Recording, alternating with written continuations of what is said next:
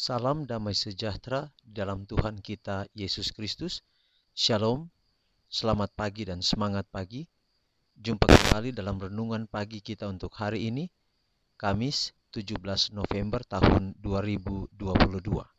Dan saya juga menyampaikan permohonan maaf oleh karena beberapa hari ini saya tidak mengirimkan atau membuat audio renungan pagi oleh karena saya berada di Halmahera di dalam duka cita atas meninggal ayah saya yang terkasih. Dan pada pagi ini, renungan pagi kita dengan judul, Dia akan memegang tanganmu. Sebelum kita lanjutkan, mari kita berdoa. Bapa di surga, terima kasih atas semua kebaikan-Mu dalam hidup kami. Tuhan telah pelihara kami hingga pada saat ini. Baik dalam keadaan suka maupun dalam keadaan duka, kami tahu, kami percaya bahwa Allah tidak pernah meninggalkan kami. Ketika kami mau mendengarkan firman Tuhan, biarlah Roh Kudus bekerja di hati kami agar pekabaran pagi ini dapat menguatkan kami. Terima kasih Bapa, dalam nama Yesus kami telah berdoa. Amin. Sekali lagi renungan pagi kita di hari ini dengan judul Dia akan memegang tanganmu. Dan ayat firman Tuhan Yesaya 42 ayat 6, Aku ini Tuhan telah memanggil engkau untuk maksud penyelamatan, telah memegang tanganmu, aku telah membentuk engkau dan memberi engkau menjadi perjanjian bagi umat manusia, menjadi terang untuk bangsa-bangsa. Jiwa yang telah berserah kepada Yesus menjadi bentengnya sendiri, yang diadakannya di dalam suatu dunia yang memberontak, dan ia bermaksud agar tidak ada penguasa lain di dalamnya selain daripada kuasanya sendiri. Suatu jiwa yang dijaga oleh pesuruh-pesuruh surga, kuat terhadap serangan setan.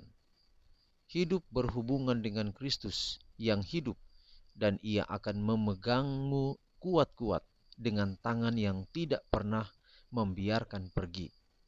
Ketahui dan percayai kasih yang dimiliki Allah untuk kita, dan engkau terjamin. Kasih itu adalah suatu benteng yang dapat menahan segala tipuan dan serangan setan. Nama Tuhan adalah menara yang kuat. Kesanalah orang benar berlari, dan ia menjadi selamat.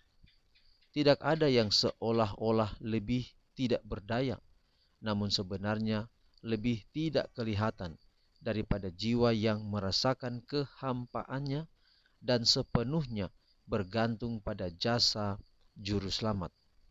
Dengan berdoa, dengan mempelajari firman-Nya, dengan iman akan hadirat-Nya yang tetap, manusia yang paling lemah dapat hidup dalam hubungan dengan Tuhan yang hidup.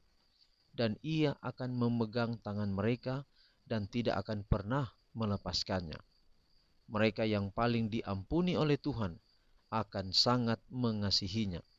Mereka inilah yang akan berdiri paling dekat dengan tahtanya pada hari yang terakhir itu. Mereka akan melihat wajahnya dan namanya akan tertulis di dahi mereka. Malaikat-malaikat kemuliaan mendapat kegembiraannya dalam memberikan kasih dan penjagaan yang tidak mengenal lelah kepada jiwa-jiwa yang telah jatuh ke dalam dosa serta najis. Makhluk-makhluk semawi membujuk hati manusia. Mereka itu membawa terang dari istana surga ke dunia yang gelap gulita ini. Dengan pelayanan yang lemah lembut dan kesabaran, mereka menggerakkan roh manusia untuk membawa yang sesat ke dalam persekutuan dengan Kristus yang lebih rapat lagi daripada yang mereka sendiri dapat ketahui. Jadi saudara-saudara, Tuhan akan memegang tangan kita di dalam keadaan, bahkan keadaan-keadaan darurat, bahkan di dalam keadaan-keadaan terjepit, dalam keadaan-keadaan yang begitu berduka, dalam keadaan-keadaan yang begitu sulit. Ingat bahwa Tuhan memegang tangan kita. Saya baru saja menghadapi duka oleh karena ayah saya meninggal. Tetapi saya mendapatkan kekuatan bahwa pengharapan hanya di dalam Yesus. Tuhan akan memegang tangan kita. Kita tidak akan berjalan sendiri.